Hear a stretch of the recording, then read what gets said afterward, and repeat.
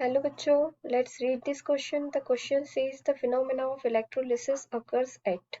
इस क्वेश्चन में बोला गया है कि इलेक्ट्रोलिसिस किस में होता है। तो यहाँ पे हमारा की कंसेप्ट क्या हो जाएगा, electrolysis. Here write the key concept of this question is electrolysis. Electrolysis. ठीक है. So this is a fill in the blanks type question and here the electrolysis occurs at the electrolytic cell. As we know, electrolysis occurs at electrolytic cell.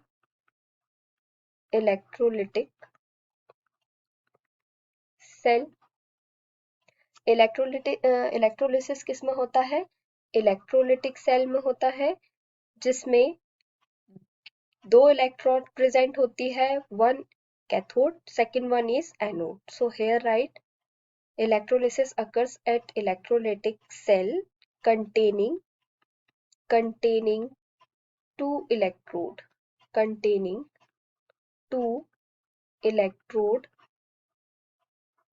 one is cathode and one is anode,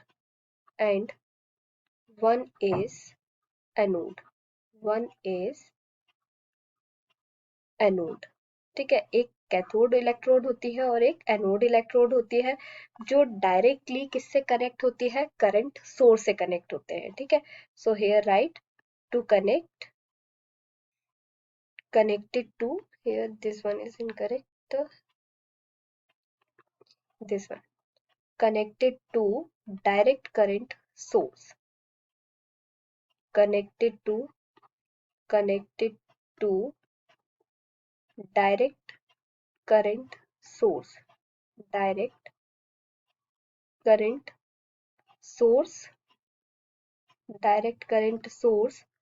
and an electrolyte,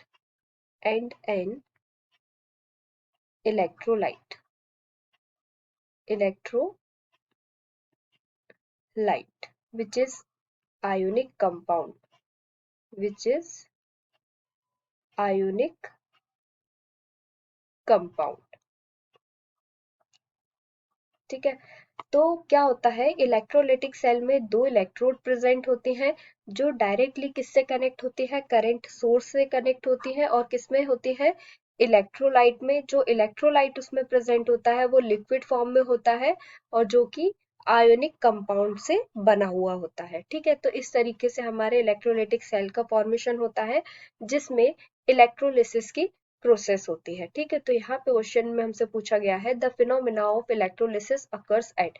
electrolysis का phenomena किस में होता है, electrolytic cell में होगा. तो इस fill in the blanks का करेक्ट आंसर यहाँ पे क्या हो जाएगा हमारा, इलेक्ट्रोलिटिक